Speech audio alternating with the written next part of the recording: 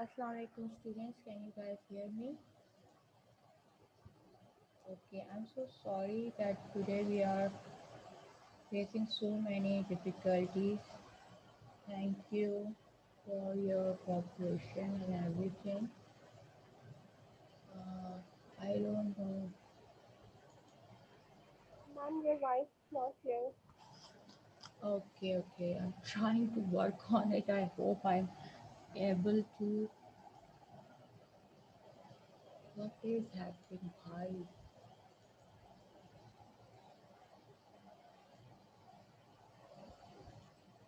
Can you hear me now? Is the slide Yes, ma'am. visible? You guys can see the slides. Uh, No, ma'am. No, ma'am. okay. Up, I guess you guys can. Yes, ma'am. Yes. It's visible now. So we were going to we did study the Eugene Nida's equivalent effect or response and how to achieve the equivalence. Sahi, and what it said that translation should make sense.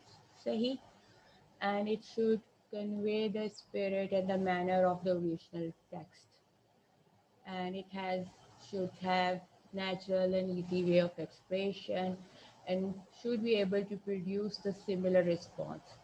Similar response जब वो produce करने का जब यहाँ पे वो बात करते हैं वही रिस्पॉन्स वो ट्रांसलेटेड टेक्स्ट भी प्रोड्यूस करे जो ओरिजिनल टेक्स्ट पढ़ के रीडर को आई थी, रीडर है, लिसनर है या जो भी है, ठीक है.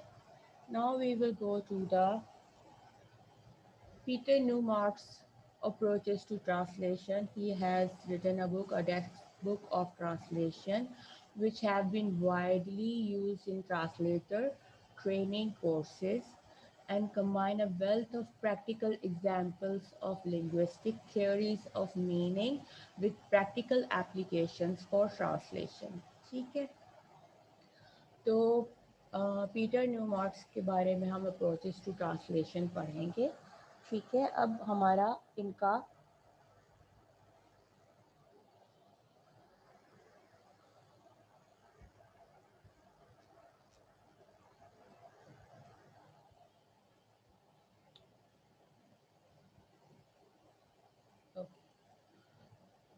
Newmark's departs from Nida's receptor-oriented line, feeling that the success of equivalent effect is illusory and that the conflict of loyalties, the gap between emphasis on source and target language will always remain as the overriding problem in translation theory and practice.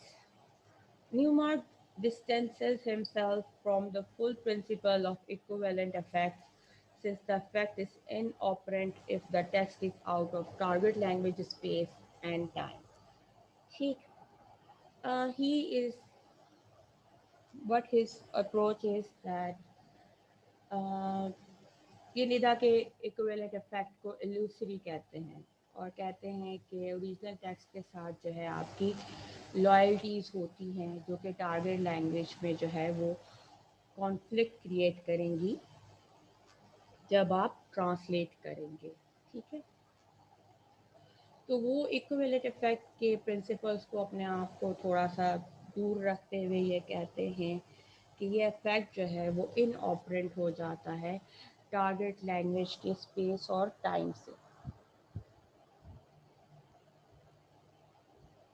Space और time की जब अगर ये बात करते हैं तो वो ये बताते हैं कि रीजन, ठीक है, रीजन जो इलाका है जहाँ पे वो लिखा गया है, ठीक है, और टाइम जिस एरा में वो लिखा गया है, ठीक है, source text. Newmark is against तो नहीं है, बट ही सेज दैट के Eugene Nida's concept of equivalence effect is unreal. ठीक है, illusory, अनरियल, ठीक है, एंड अनअचीवेबल. बिकॉज क्यों क्योंकि गैप ऑफ लॉयल्टीज आ रहा है टारगेट लैंग्वेज के दरमियान और ट्रांसलेशन जो आप कर रहे हैं, सॉरी, सोर्स टेक्स्ट के दौरान एंड टारगेट लैंग्वेज में जो टारगेट टेक्स्ट आप प्रोड्यूस कर रहे हैं। तो अब जब हम यहाँ पे बात करते हैं कि वो किस किस्म की, और वो ये भी कहता है आगे कि ये अनअचीवेबल है, ठीक है। तो जब हम यहाँ पे ये बात करते हैं कि वो गैप कौन सी बात क्रिएट कर रहा है, वो गैप ये क्रिएट कर रहा है जब कॉन्फ्लिक्ट ऑफ लॉयल्टीज़ की बात करता है और वो गैप क्रिएट कर रही हैं सोर्स टेक्स्ट के दरमियान और टारगेट टेक्स्ट के दरमियान। तो वो ये है कि ग्रामर, सिमेंटिक्स, कल्चर, इस टाइप की चीज़ें जो हैं वो डिफरेंस क्रिएट कर देती हैं, ठीक है। किस में डिफरेंस क्रिएट कर रही हैं? जाहिर सी बात है, आपकी सोर्स टेक्स्ट की जो भी ग्रामर है, सिमेंटिक्स है, आपकी कल्चर है, ठीक है, तो वो इस चीज़ को डिफरेंट करेगा, गैप डिफ़िकल्टी करेगा ट्रांसलेशन करने में। और आपका जो सोर्स टेक्स्ट है उसकी जो ग्रामर है, उसकी सिमेंटिक्स वैल्यूज़ हैं, उसकी कल्चरल वैल्यूज़ हैं, ये सब बिल्कुल डिफरेंट होती हैं आपके टारगेट लैंग्वेज से जिसमें आप उसको ट्रांसलेट कर रहे होते हैं। तो इक्विवेलेंट इफेक्ट जो है वो यूजीन निदा का जो कंसेप्ट है वो थोड़ा बहुत अनरियल हो जाएगा, ठीक है। आप close, how would you not get the equivalent effect is that कि क्लोजनेस नहीं आएगी। वो एक क्लोजनेस और आपको चाहिए सोर्स टेक्स्ट की और टारगेट टेक्स्ट की, वो इतनी क्लोजनेस आप अचीव नहीं कर सकते, ठीक है। जैसे हमने अभी आपको बताया था कि there was an example which I have given you, Turkish language का, कि अगर आपको बहुत ज़्यादा ही पता हो उस लैंग्वेज के बारे में कि भाई एक जगह पे वो पास्ट में मौजूद है तो वो अलग जुमला इस्तेमाल करेंगे, और अगर वो मौजूद नहीं है तो वो अलग जो है वो सेंस अपना जो स्ट्रक्चर है वो इस्तेमाल करेंगे, ठीक है। इसी तरह से सिमेंटिकली जो है वी नो दैट कि हमारे पास डिफरेंट मीनिंग्स होते हैं। अभी अगर मैं आपसे कहती हूँ कि हाथ आंगन आरसी को क्या, ये इतना मुश्किल किस्म का मुहावरा है जो मेरे ख्याल से मुश्किल ही होगा ट्रांसलेट करना। Even Urdu to Urdu translate में भी इसकी कहीं ना कहीं कुछ ना कुछ जो है वो क्लोजनेस जो होगी न्यू मार्क के कहने के मुताबिक वो अचीव नहीं हो पाएगी, ठीक है। मैम वैसे है क्या इसकी ट्रांसलेशन, ये क्या है जो आपने बोला? हाथ कंगन आरसी को क्या, कि भाई हाथ के कंगन से आरसी यानी बनाने वाले को क्या लेना देना, कि वो तो बेचने के लिए बना रहा है ना। जो सुनार और ये जो जितने होते हैं they don't even wear themselves, do they wear कंगन्स देमसेल्फ? No ma'am. सो इस वजह से one meaning is this, second meaning is this कि you can't afford something, so there are multiple meanings of these one certain thing। Sajida है हमारे साथ class में, perhaps she knows other yes meanings ma'am. as well। yes Sajida, आपको कुछ और meanings मालूम है इस वाले के? मैम मैं तो आपके मुंह से अभी मतलब इसका ये मेरे को मतलब मैंने जो बचपन से सुना था तो ऐसा फील होता था कि जैसे कोई मुश्किल सा काम करने के लिए ये यूज करते थे। अच्छा, सही है, ठीक है, हाथ ओके कंगन को आरसी के। ओके ओके, चलिए जी, एक ये मीनिंग भी है हमारे पास। दिस इज़ वेरी कॉन्फ्लिक्टेड किस्म का मीनिंग्स हैं इसके। Something has to do with the money, something is, वही है कि मीनिंग डिफ़िकल्टीज आपको अचीव हो रही हैं। कुछ को कहते हैं कि अगर आपको नाप का नहीं पता हो किसी चीज़ का, मतलब नाच न जाने आंगन टेढ़ा टाइप की चीज़ में भी ये वाला मुहावरा जो है वो यूज़ हो जाता है। It's quite conflicted when it comes to even Urdu, ठीक है। तो हमने साजदा से भी मीनिंग कर लिया, और किसी को मालूम है इसके और मीनिंग्स? मैम क्या था मतलब ये हाथ बनाने वाले को कंगन से क्या लेना देना? या उसके नाम से क्या लेना देना?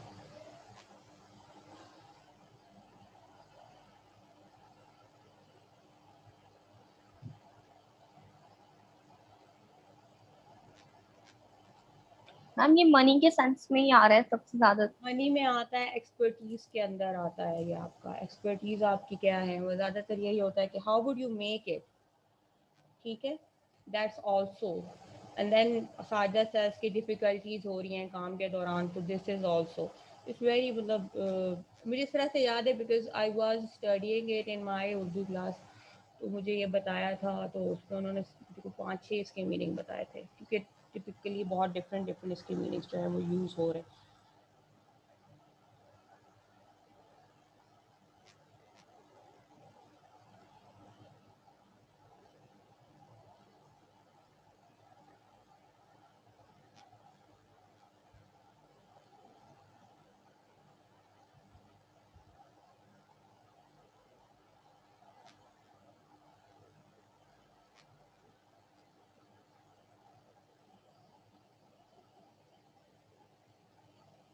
So and then we have another जो हम कहते हैं, does we have this कि मेरा दिल खुशी से गार्डन गार्डन हो गया, या मेरा दिल खुशी से बाग बाग हो गया।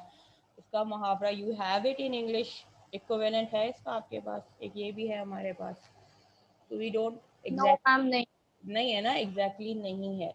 तो this what Newmark's is saying कि ये चीज़ें जो हैं वो आपकी क्या हो रही है, सोर्स टैक्स की लॉयल्टीज बता रही हैं, ठीक है, और ये गैप जो है वो कर रही हैं। तो अब व्हाट हैपेंस जब हाथ कंगन आरसी को क्या, अब हम खुद जो है जो मेन इंग्लिश वाले, मतलब मेन उर्दू स्पीकर्स हैं, ठीक है, दैट्स आवर नेशनल लैंग्वेज, तो समटाइम्स इवन गैप्स आपके source text to source text में भी क्रिएट हो जाता है, बिकॉज डिफरेंट कल्चरल मीनिंग्स आ जाते हैं, ठीक है। अब एक कल्चर जो है वो कहेगा कि इसका मीनिंग है कि has to do with the money, other would say that it has to do with the laziness, some would say that it's a difficulties, ठीक है। तो इस वेरी, मतलब क्या है कि हर एक, मतलब हो सकता है दिल्ली वाले ये कहते होंगे, अमरोही वाले दूसरा कहते होंगे, सिंपल उर्दू वाले कुछ और कहते होंगे। तो इसके अलावा भी बहुत सारे हमारे पास ऐसे टर्म्स हैं मौजूद जिनकी हमारी सेम लैंग्वेज में डिफरेंट डिफरेंट मीनिंग्स हैं, ठीक है। आपकी अपनी जो ज़बान है, कौमी, सॉरी कौमी है, जो आपकी अपनी आबाई ज़बान होगी, उनमें कुछ ऐसे हैं मीनिंग्स जिनकी मीनिंग्स आपके पास डिफरेंट हो, जिसकी उर्दू में मीनिंग डिफरेंट बनता हो या बनता ही ना हो। उर्दू में आप बता सकते हैं, पंजाबी में बता सकते हैं, बलोची में बता सकते हैं। माशाल्लाह से we have different people from different region.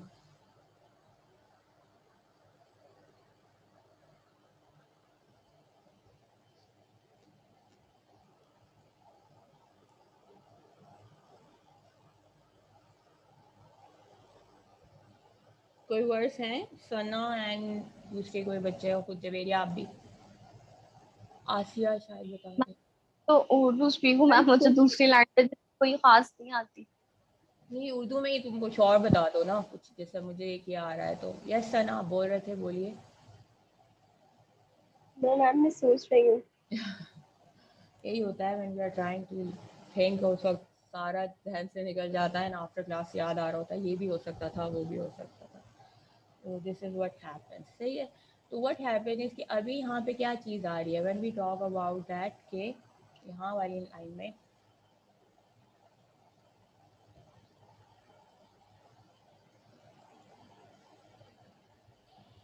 Ma'am अब जैसे उर्दू में एक लफ्ज है मैम, प्लेट है, तो मैम प्लेट की हमारे पास उर्दू में आती है थाली। हालांकि मैम थाली को अगर हम सही कॉन्सेप्ट उसमें देखें, सही मीनिंग्स में, तो मैम थाली मतलब कोई थाल, कोई बड़ी सी प्लेट। लेकिन मैम जो एक एक्चुअल प्लेट है उसका कोई वर्ड नहीं है मैम, ये डिफरेंस नहीं आया। वैसे रकाबी कहते हैं प्लेट को उर्दू में, मैम क्या बोलते हैं? रकाबी, रे, मैम इसकी उर्दू का, बहुत खराब है। अब्बा, अलिफ बे, ये रकाबी। यस मैम, रकाबी बोलते हैं। देखा, ये साजदा बोले होंगी, ये साजदा आप बोल रहे हो ना? Yes ma'am. हाँ। तो फिर अभी जैसे हमारे पास नाउन्स, प्रोनाउंस जो हैं, वर्ब्स हैं, फिर स्ट्रक्चर्स हैं, वो डिफरेंट हैं, ठीक है। हमारे पास जैसे नाउन्स हैं, जर्मन नाउन्स वगैरह जो हैं हमारे पास, वो कुछ जेंडर्स वाले होते हैं। उनको कुछ नाउन्स को हम स्ट्रक्चर के ज़रिए जो है कुछ नाउन्स की जेंडर्स हम स्ट्रक्चर के ज़रिए पता कर लेते हैं, ठीक है।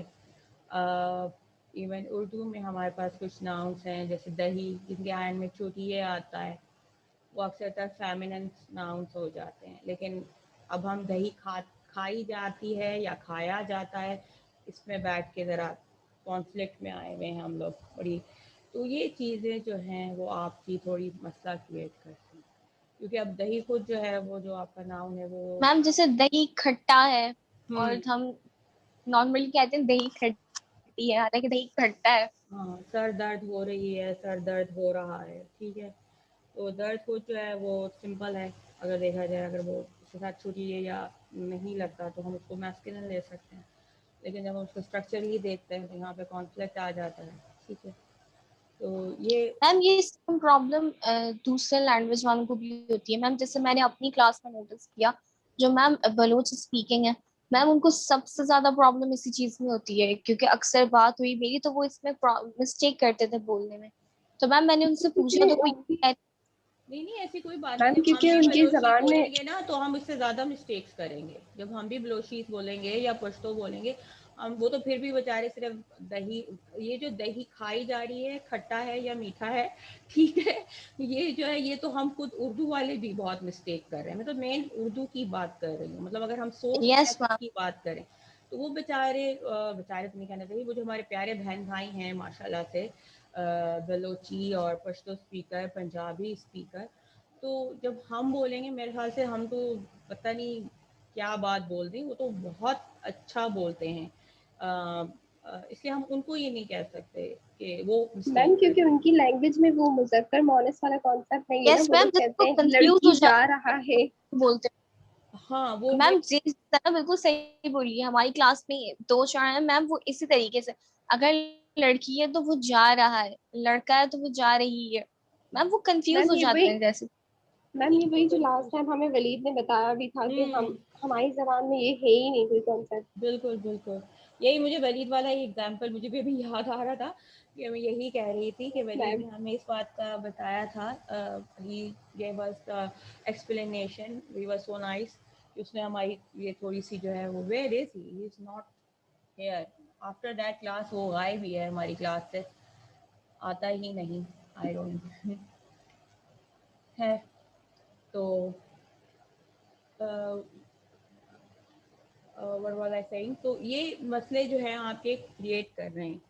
तो अब वो कंसेप्ट नहीं है, ठीक है, जैसे अभी आपने बताया बलोची में नहीं है, पश्तो में नहीं है, सिंधी में नहीं होगा, इसी तरह से बहुत से कंसेप्ट टर्किश में नहीं है, जर्मन में नहीं है, फ्रेंच में नहीं है, ठीक है। फ्रेंच में तो आपको पता चल जाता है, LALE लिखा हुआ तो आपको पता चल जाएगा कौन सा नाउन या वर्ब जो है वो मैस्कुलिन है, कौन सा फेमिनिन है, ठीक है। वो तो इस तरह से बता देते हैं। उनके वाउल्स का जो है वो डिफरेंट होता है, वो उनके वाउल्स का बता देते हैं कि वो किस तरह से उस पर एपोस्ट्रोफी लगा देंगे, तो उनको पता चल जाएगा कि ये वाउल्स हैं या नहीं है। तो यहाँ वो न्यूमार्ट ये कह रहा है कि कॉन्फ्लिक्ट ऑफ लॉयल्टीज जो होती हैं वो एक गैप जो है वो सोर्स टेक्स्ट में और टारगेट लैंग्वेज में क्रिएट कर देते हैं, जिसकी वजह से हम जो है वो इल्यूसरी इफेक्ट जो है वो आपका इक्विवेलेंट का होता है, ठीक। हम अच्छे तरीके से what we can't do, we won't get the equivalent effect, which is sameness of source text and the target text. Okay.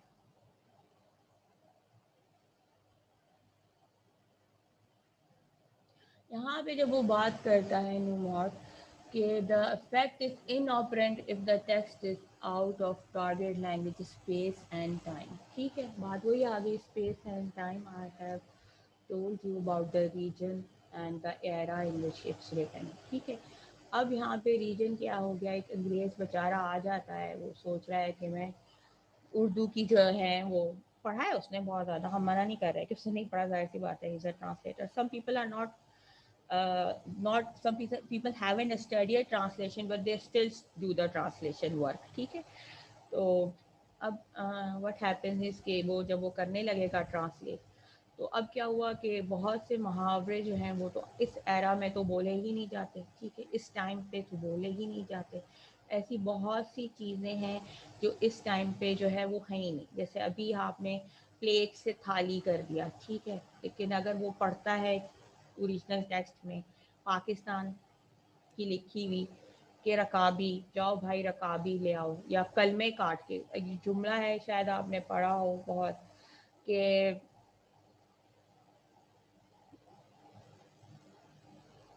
आम की कलमे तराश के रकाबी पे रख के ले आओ, ठीक है।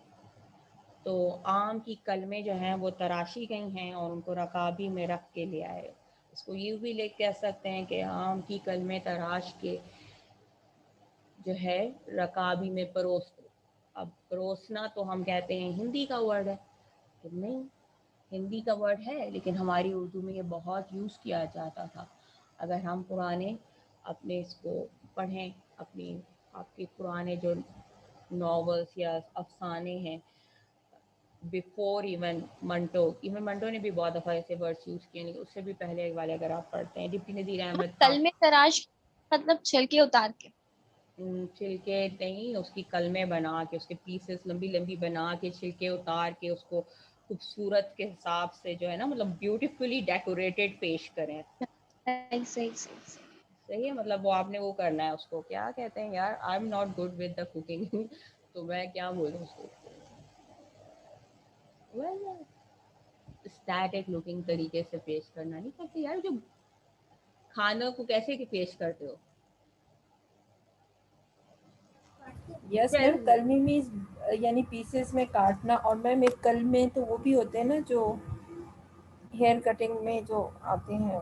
वो भी आती हैं, पौधों की लगती हैं, पौधे कलमों जी, की पौधों शक्ल की में लगते हैं, गुलाब और खास तौर हेयर्स पे। वाली तो डिफरेंट होती हैं कौन सी वाली? मैम, हेयर्स वाली तो कल में बिल्कुल ही डिफरेंट हाँ, चीजें। तो अब जो बंदा लेकिन मैम लिखते तो सेम है ना, और उर्दू में वही भी, वो भी उर्दू में ही कहलाती है कलमे।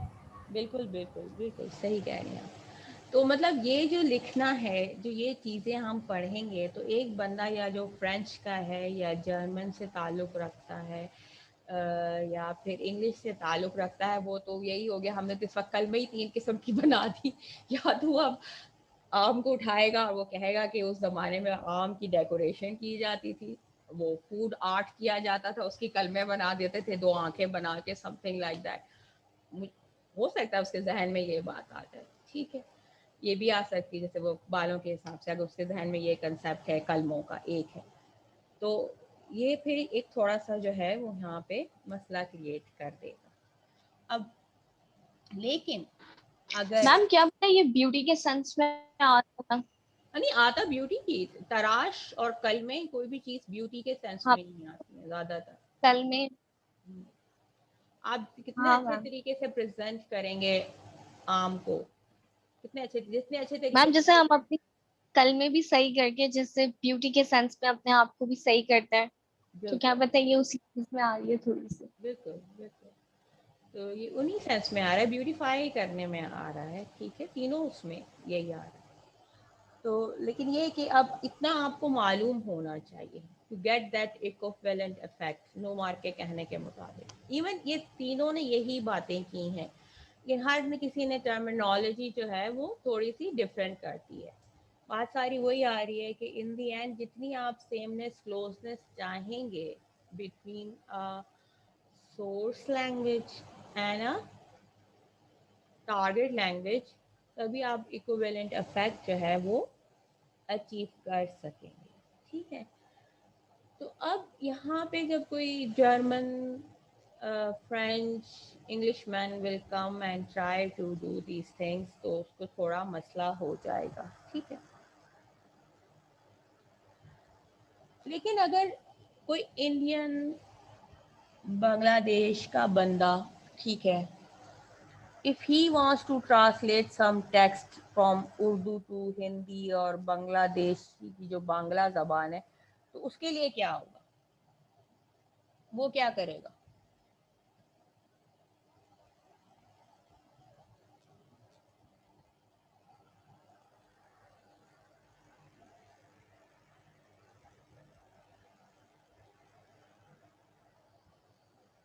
Any idea?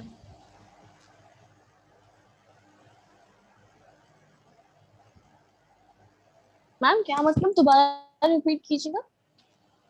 I was asking कि देखें, एक इंग्लिश मैन, फ्रेंच मैन या जर्मन मैन जो है, अगर वो ट्रांसलेट करता है इस जुमले को, तो he will definitely feel difficulty, ठीक है। बट व्हाट यू से कि अगर कोई बांग्लादेश या इंडियन पर्सन इसको ट्रांसलेट करना चाहे तो उसके लिए क्या होगा? Will he be able to do it? Ma'am 80% 70% तो कर लेगा। और कोई अग्री है जिसके अग्री करता है इस बात से, जवेरिया की? क्योंकि मैम अगर इंडियन है तो मैम वो भी उर्दू से बहुत ज्यादा फेमिलियर होते हैं, कि मैम दिल्ली से और दक्कन से मैम सिमिलर होंगे, और मैम बंगालियों का नहीं पता है इतना ज्यादा। लेकिन मैम चाहे बंगाली 50% तक समझ लेंगे, लेकिन मैम एक इंडियन अगर होगा तो वो तो 70% तक कर लेगा। Yes, very good, exactly. क्यों? और ये क्यों कर लेगा, कैसे कर लेगा, कुछ आइडिया?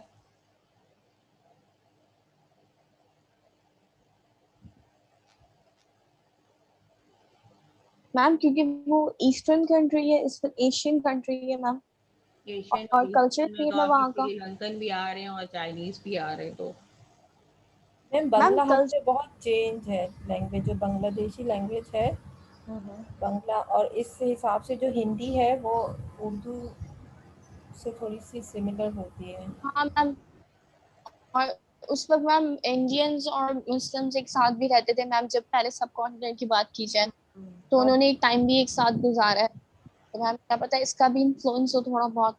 बिल्कुल। सो अब वो कैसे कर लेगा, बात वही आ रही है कि रीजन जो है हमारा तकरीबन सेम था, ठीक है। हमारा जो लिखने का है वो तीनों का डिफरेंट है, हमारा जो सिंथेटिकल स्ट्रक्चर्स आते हैं, स्क्रिप्चर्स आते हैं, वो तीनों के डिफरेंट हैं, ठीक है। बांग्लादेशी फॉलो करते हैं हिंदी स्क्रिप्चर को, ठीक है। हम फॉलो करते हैं कौन सा, कुछ पता है हमारे को, हम किसको फॉलो करते हैं? हमारा राइटिंग स्टाइल कौन सा है?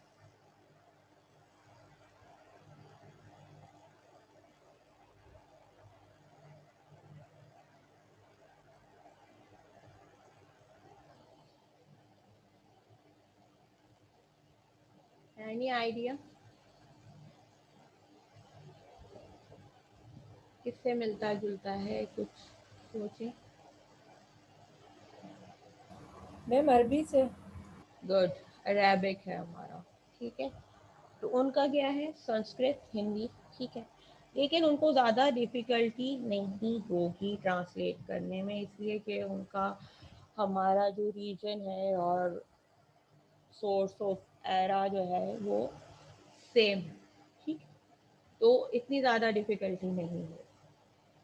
लेकिन यहाँ पे भी एक आ जाता है थोड़ा सा मसला, वो ये आ जाता है कि अगर टेक्स्ट बहुत पुरानी हो तो ये तीन बंदे भी एक दूसरे की टेक्स्ट को ट्रांसलेट करने में मुश्किल पाएंगे, क्योंकि बात वही हो जाएगी कि अगर 1000 ईयर पुरानी अगर महाभारत आप उठा लें और आप कहें कि मैं इसको ट्रांसलेट करता हूँ, तो वहाँ तो पता नहीं कौन कौन से अल्फाज जो हैं वो आपको मिलेंगे जो शायद ही आपने कहीं कभी सुने हों, क्योंकि वो आज भी होंगे आपकी लैंग्वेज में, लेकिन क्या हुआ होगा कि उनकी बिल्कुल मीनिंग जो है वो डिफरेंट हो गई होगी। तो वो इस तरह से एक फिर अगेन आपका जो है वो गैप क्रिएट हो जाएगा, ठीक है। तो व्हाट इज़ हैपनिंग यहाँ पे कि अगर करीब तरीन रीजन और टाइम हो तो वो लोगों को तो इतनी डिफ़िकल्टी फील नहीं होगी, लाइक 70% तक आप ट्रांसलेशन करने में कामयाब हो जाते हैं। इवन कुछ गैप्स आ रहे हैं, वही लॉयल्टीज आपकी ग्रामेटिकल आ रही हैं, लेकिन यहाँ पे फिर फोनेटिक साउंड में आ जाता है, क्योंकि बहुत हम बोलने के हिसाब से एक दूसरे से बड़े करीब करीब हैं, तो हमें यहाँ पे थोड़ा सा फ़ायदा हो जाएगा, ठीक है। इसी तरह से अगर आप फ्रेंच को बोलने और स्पेनिश को बोलें आपस में, तो उनकी भी कुछ नीम्स जो हैं वो एक दूसरे से मिलते जुलते हैं। इंग्लिश भी बहुत से वर्ड्स उनमें से आते हैं, इंग्लिश और फ्रेंच का तो तकरीबन बहुत ज़्यादा लिंक आ जाता है, बस लिखने में थोड़ा डिफरेंट है, प्रोनाउंसिएशन बहुत ज़्यादा जो है वो करीब करीब हो जाती है, तो वहाँ आपको थोड़ी हेल्प जो है वो मिल जाएगी और आप इजीली जो है वो ट्रांसलेट करने में कामयाब हो जाएंगे। लेकिन अगर आपका रीजन ठीक सेम है, ठीक है, रीजन में जो आपका है वो सेम है, लेकिन जो टेक्स्ट है, अगर जैसे इंडियन टेक्स्ट मैंने आपको एग्जांपल दी, महाभारत हो गई, रामायण हो गई, इनको अगर आप ट्रांसलेट करने चाहें तो ये थाउजेंड ऑफ ईयर्स अगो जो है वो लिखी हुई है, ठीक है। तो it will be difficult because you won't be able to remove this gap. और गैप वो वही है कि ग्रामर है, सिमेंटिक्स है एंड अदर थिंग्स है, ठीक है, which is you are going to able to translate it but it won't have that closeness or sameness जो है, और 100% भी आप इसको अचीव जो है वो नहीं कर पाएंगे ट्रांसलेशन को, ठीक है। तो ये अभी आपके न्यू मार्क ने बोला है। And we go to the second.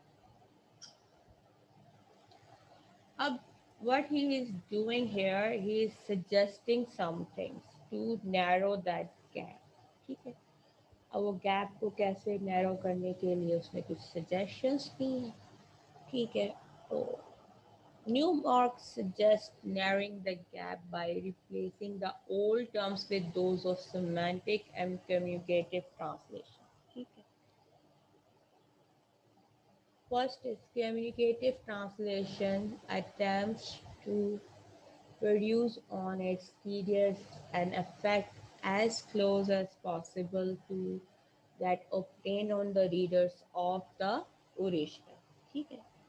Semantic translation attempts to render as closely as the semantic and syntactic structure of the second language, which allows the exact contextual meaning of the original. Semantic translation differs from literal translation uh, that it represents context, interprets, and even explains metaphors for example.